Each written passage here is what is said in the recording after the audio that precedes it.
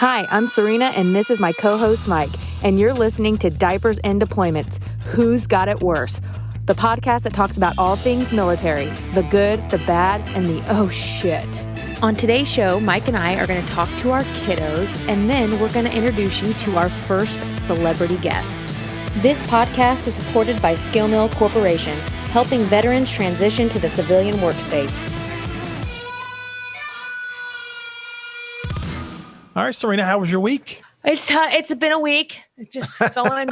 One of those, huh? Oh, yeah. I'm trying to give my kids a little bit of free reign with their schooling because, I guess the past 12 weeks I've been, kind of breathing down their throats, making sure everything is done. And with my third grader, I kind of have to do that a little bit because of technology. But with my sixth grader, I'm like, all right, man, come on. You can do this. And I'm not bragging or anything, but he's got A's and everything. So I'm like, can I just walk away for a minute? Can I go do laundry? Can I go do my own job?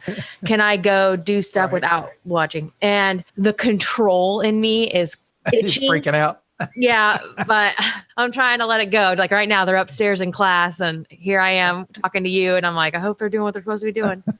Anytime someone says "let it go," I start singing inside my own head. Just so you know. How's your week? Well, you know what?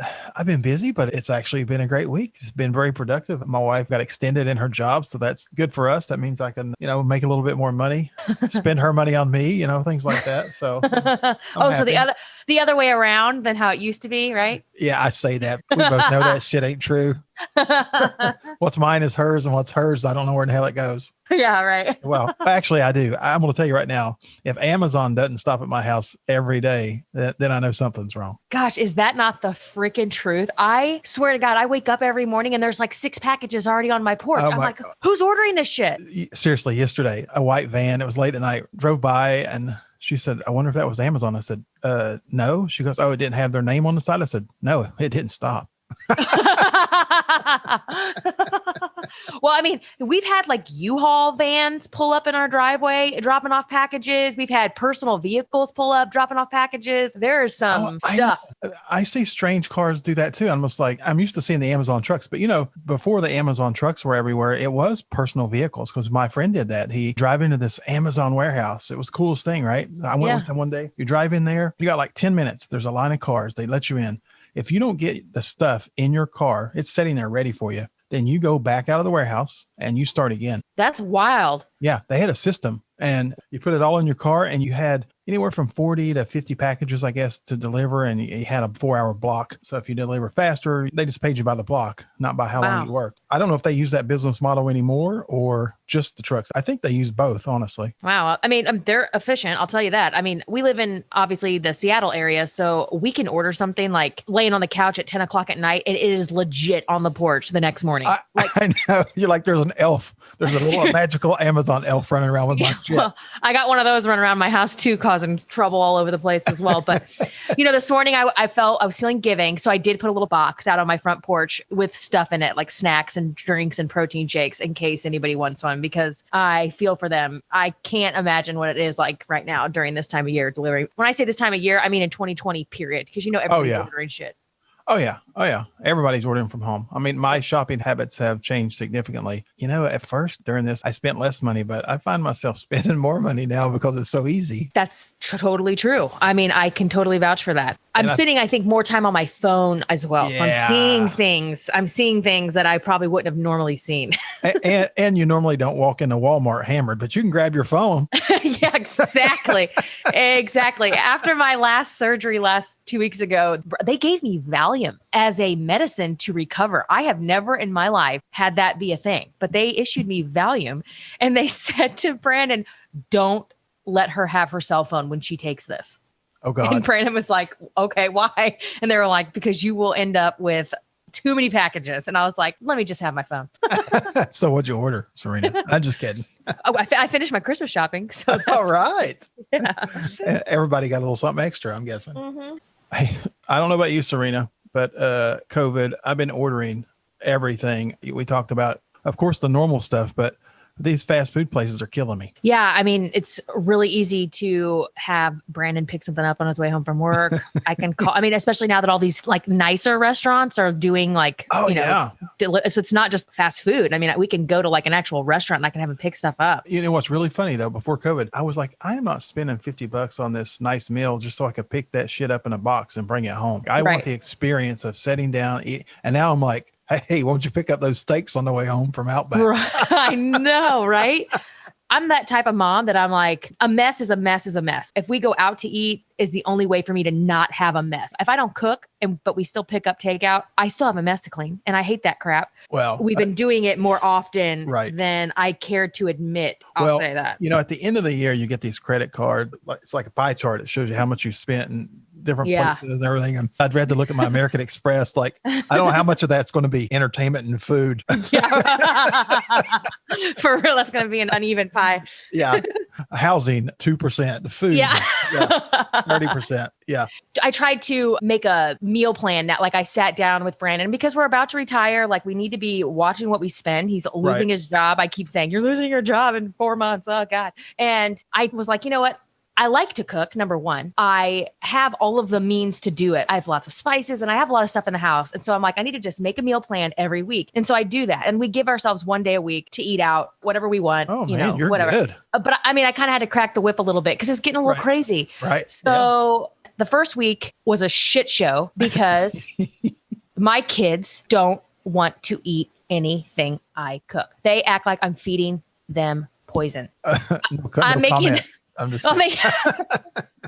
good cook. So yeah, anyway, my little hellions are always complaining about what I'm cooking and they kind of like it, kind of don't like it. I guess I'll eat it, which I'm like, absolutely will eat it because I'm not a short order cook. Those little shits were acting like they were actually choking at dinner. Yeah. Mm-hmm. Oh, sounds like you're a great cook, Sarita. You know what? I'll invite you over sometime and cook for you. I don't need to see anybody else choking. All right. On the boat, I had a guy choking in front of me. You know, I'm the chief of the boat. I'm sitting there and facing this other table and there's this guy and he's looking at me and his face starts turning a little red, which, you know, I don't know, somebody told him choke. I don't know what's going on. And then he gives me the international signal, right? He puts his hands. I was like, oh, this guy's choking. Here's my chance. No, it just out of instinct, you know, I pulled him up. I went behind him and I put my hands on his chest or right up under there. And you did the hiney lick remover? Oh, the hiney lick. Yeah, I did. I guess he spit out something, right? But I'm behind him. I don't see it. So I keep going for a little bit, right? I was like, boom, boom, boom. And I guess the pain and the noise he was making was not that he was choking at that point. It said I was crushing him to death.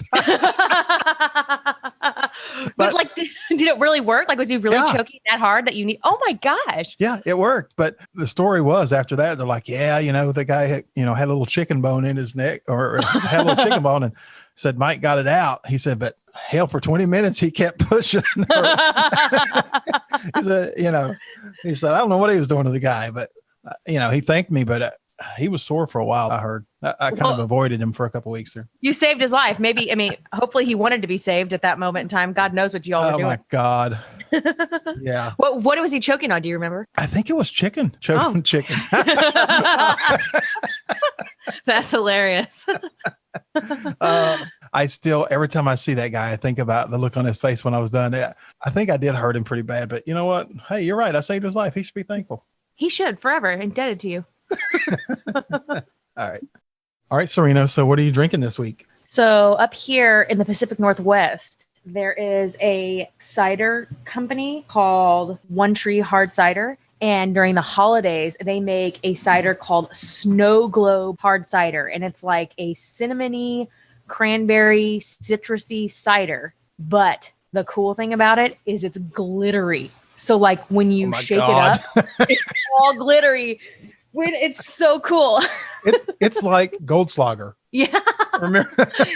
It's way prettier than that, but also it tastes way better than that. It doesn't burn your whole esophagus and so that apple cider doesn't do anything strange to you, does it? Well, I don't know if I should say this, but I thought since I was drinking glitter, was glitter going to come out? My God. If you pee glitter, call me. I need to know. Yeah. I didn't, but I was curious if I would. Yeah. But it's really cool. And it's actually really good. One Tree hard cider. I think all of their ciders are really good. But this one specifically, the Snow Globe during the holidays is really yummy. And you can't get it anywhere but up here in the Pacific Northwest. You can order it online. But when it's at Costco, I buy all the bottles. I bought 10 of them the other day. Oh, we may have a problem. I'm just kidding. I got some Southern Tier double IPA. You know, I'm an IPA guy. I'm pretty sure this one's like out of New York or something. And I don't normally drink anything out of New York, but it's good. It's nice and strong, nice and hoppy. It kept me married another week. God bless Regina. God bless IPAs. I got a surprise for you. My daughter Michaela's home from college, and she was telling me a story a couple of days ago. And I said, oh my, I said, we got to get on the air and you got to tell that to Serena. You remember she used to babysit for you in Hawaii, right? Yeah. All right, she used to babysit one of mine. The other one was too little. Well, she was there, but she was a baby infant. Your boy, right? I'm not sure if he's going to remember this, but I'm going to let Michaela talk to you. How are you, Keegan? Good. How about you? Good. Do you remember we had just sat on the couch to watch some TV, and I believe you were obsessed with Teenage Mutant Ninja Turtles at the time? Okay. And for all of about maybe 15 minutes, you were on Amazon ordering very specific things. You knew exactly what you wanted. Well, I thought you were just playing on your tablet. And your mom texted me and said, how is Keegan ordering things on Amazon? And I looked over and you were just shopping away. You knew exactly what you wanted, didn't you? So I do remember being told that I was ordering stuff from Amazon. You ordered so much stuff. He ordered like underwear and toothpaste, like the most random stuff. But I kept getting all these alerts on my phone, and he literally ordered all kinds of crap. I remember the underoos. Specifically, he ordered underoos. Yeah. So how old was he when all this happened? Probably 5 or 6 years old at that time. Oh my God. How much did he order? It was about $300 to $400 to $500. What was happening was it was like those auto ship things. So it was complete and I couldn't stop it. And I had to wait till the stuff got delivered. I had to return it all from there, which no big deal. But I kept getting alerts from the bank. All the transactions were going through. And I was like, what is going on? And that's the reason my daughter stopped babysitting. Hey, I just needed to make sure that the house didn't burn down. And if it was going to burn down, someone was going to get the children out of it. And that's all I needed. I used to put the baby to bed. And then you'd come over and then you just had this rascal. And we would sit there and watch Teenage Mutant Ninja Turtles and he would order on Amazon. Kind of sounds like my day every day. Oh, yeah. I was going to say that's what everyone does for a living now, right? Well, thank you, Michaela, for talking to Serena. Hawaii was great. I mean, I loved it. I think about it every day. I'm not sure about you, but I really tell people that was the best time of my life. I loved living there. I don't know if you know this, but Brandon and I were stationed there for 10 years total. He was on 5 years on one submarine and then 5 years on the Cheyenne. That's a lot of time. I mean, he's only been in the Navy 20 years and half of it was spent there in Pearl, and I miss it. Yeah, I do too. And we had some great friends out there. We had some great times. I rode my motorcycle, of course, I don't know, every day is probably exaggerating, but I rode it all the time because the weather out there is just amazing. So many great friends out there and great communities. One of these days I say I'm going to move back, but my wallet says otherwise. That's the only thing that keeps us away from there is the cost. If it wasn't so far away and if it wasn't so expensive, I think we would have tried to stay there the whole time. Well, on today's show, we have a guest that we knew out in Hawaii. Robert Patrick is going to come on the show. He also loved Hawaii. I figured this was a good time to bring him on and introduce you to him because you have never met him, right? No, I have not. I was left out of all those fun. Will this be your first celebrity interview? This will be my first celebrity interview. Well, don't get too nervous. Let's see how this goes. Hey, a lot of you people out there may know Robert Patrick. We got him on the show. Robert, welcome to the show. Michael, Serena, it's so great to be here with you. Michael, it's been a while since we met in Hawaii. You were the chief of boat for real, and I was playing a fictional chief of boat doing a show for ABC called Last Resort. Oh man, Last Resort seems like yesterday, and being chief of the boat seems like yesterday, but it's been 8 years, I think. Wow. Has it been 8 years? Wow. It has. And that's something. I remember I had a great meal. You're a hell of a cook. You had a wonderful family out there, and we had a good visit. You gave me some pointers on being a chief of boat, and I really appreciated your time and the time I had with your family. So it's great to hear hear from you again. Hey, man, it was great having you. I'm going to tell a quick story about that. When you came over, I didn't tell anybody you were coming over. No pictures, none of that stuff. We were just hanging out. And Serena, I didn't invite anybody because you're pissed, right? I was just about to say, I'm going to forever be upset that I wasn't invited. I know. But Shelly up the street, this lady named Shelly, her kids were at my house and were supposed to have left by then. And she had to come and get them and you were already there. So I didn't want my neighbors to know that you were there. I didn't want a bunch of people around it. And I said, hey, Shelly, just so you know, Robert Patrick's in the kitchen. And I don't think she put your name together with you. Like she looked at me, she was like, okay. And then you walked out and the look on her face, right? She's like, hi. And then you were just nice like normal. I mean, you're humble. You're like, hey, I'm Robert. 2 days later, she goes, you didn't tell me T-1000 from Terminator was in your kitchen. Yeah, it takes a while. That's not the first time that happens. They don't really know the name and they associate it with the T-1000 character. But once they get their eyes on me, maybe that changes, I know Serena's a huge fan. Serena, what's your favorite show? I loved The Unit and I watched it religiously. And of course, I watched Sons of Anarchy religiously. And my kids watched Spy Kids on repeat forever when it was first out. Your voice was always on my television. There you go. I like that. Invading your living room. Yeah. Well, Spy Kids was Robert Rodriguez, of course, and he's a fantastic director, and he makes a lot of great films for the kids to enjoy. Spy Kids was certainly one I had a lot of fun doing. I really loved doing The Unit. The Unit was Sean Ryan, who was also the creator of Last Resort, interestingly enough. Oh, okay. He's done quite well, but The Unit was a great experience for me. My grandfather was a lieutenant colonel in the United States Army. He had fought in World War I, got out, and he went to college, and he played football at New Hampshire. And then when World War II broke out, I think he had a steak restaurant in Boston. He gave that up and went back into the Army, served in World War II, Korea, got a Bronze Star somewhere. He actually passed away when I was 5, but I have such vivid memories of the colonel, my grandfather, being at Fort Bragg. I certainly understand the importance of our military and the hardship the families go through. And it's been something that experiencing it as an actor is one thing, but trying to do things in my private life to help out with veterans and their issues is something that I enjoy as well. So I'm honored whenever I get a chance to play a character in the military and try to do the best job I can. Yeah, well, I told Serena, that was one of the things when I met you. I said, there's 3 things this guy loves. He's a family guy, first and foremost. But he loves America, he loves our veterans, and he loves to ride motorcycles. Yes, that's right. That's right. And somehow I've figured it out and I've got it all. I'm still having a lot of fun with the acting roles that I'm getting and the opportunities I'm getting. But I recently became the co-owner of Harley Davidson of Santa Clarita with a good friend of mine, Oliver Shoku, who's a 40-plus year Harley Davidson dealer. He owns one and we ended up buying one together. So it's a lot of fun. It's been interesting. The Harley Davidson Motor Company has been with the American Armed Forces all the way from World War I to... Right. It's a neat thing for me to have a business that's my other passion besides acting. We do a lot of stuff for the veterans as much as we can. I think when we met, I had been doing some of the Ride to the Wall, which is Rolling Thunder's demonstrations for the veterans that came home from the Vietnam War. They were protesting the fact that they knew that there were still POWs there and they wanted accountability for them and they wanted the government to do something. So they started a demonstration. They ended up doing 32 or 33 years of riding to the wall. And it started at first because there was no memorial for these guys, Oh, and what a beautiful memorial that is now. And now they've got that. And so they ride to that wall and they demonstrate and try to bring attention to the POWMIA issue, which they have done and made the government accountable and actually exposed the fact that the POWMIA issue had been going on since World War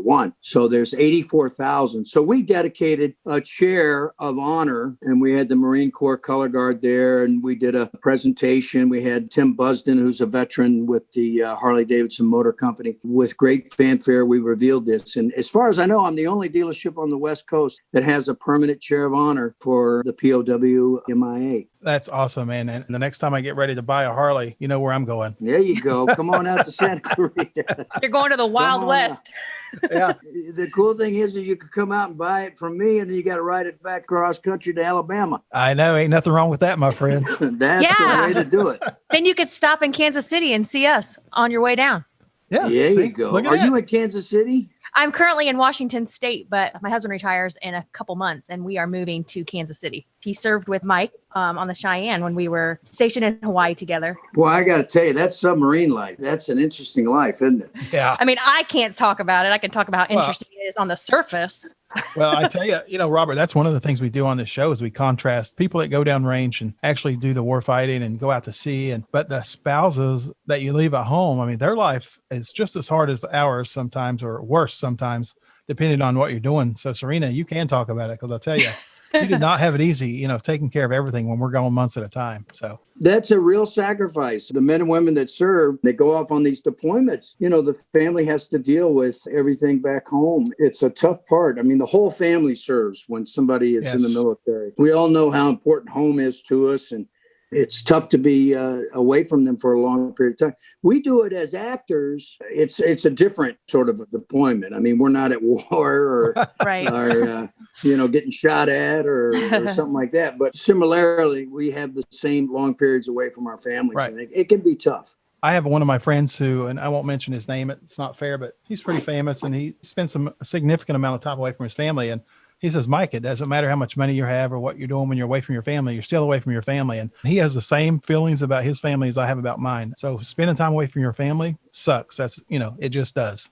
I'm about to go away for 6 months. And, we've been dealing with, relocating and how we're going to do it. Of course, what they added with the COVID stuff, we've got, I'm going to another country. So they have protocol that I've got to adhere to. And I think my wife's going to be able to come for half of the time with me. And I want to get my dog up there and the logistics, Oh, yeah. You got to leave the homestead behind and relocate for all that time. I'm in the middle of that right now. COVID is really causing some problems with that, making sure the movers can be here on time. And I don't know what it's going to look like job wise. And with COVID restrictions I'm sure all interviews now for my husband are going to be virtual or Zoom or Google. It is really throwing a monkey wrench in an already difficult time. Tell Brandon to make sure he wears a full suit during those interviews, because I've seen some mess ups on Zoom on the internet. Yeah. Yeah, the whole Zoom thing is a whole new thing, right? It's a whole new world.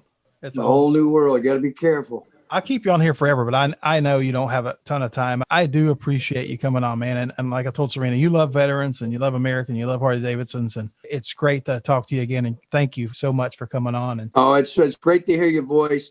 Things are going great. I'm going to mention a little bit about AMVETS is going to be doing the Ride to Remember, hopefully this May. We, the public, we have to support and do whatever we can to help our men and women of the armed forces and support them for the sacrifices they make for us. Well, I know Serena feels the same way I do. The people that have served and are serving appreciate people like you and everything people around the world do to support us and all those great events. It means the world to us, and all the letters we get from the grade schools when we're deployed, and just the outpouring of emotion really, really helps out in tough times. Mm-hmm. Absolutely. Absolutely. All right, Robert. Well, thanks, buddy. We'll talk to you next time if you want to come back on, and when you open up your next Harley shop. Oh, I think one is enough. One is enough right now. All right. But I appreciate it. It's so great to talk to you both. And you too, buddy. Thank you. Yeah, you too. Talk to you later. Thanks for listening to this episode of Diapers and Deployments, brought to you by Skill Mill. Go to skillmill.com to check out our blog and create an account. You can also find us on social media.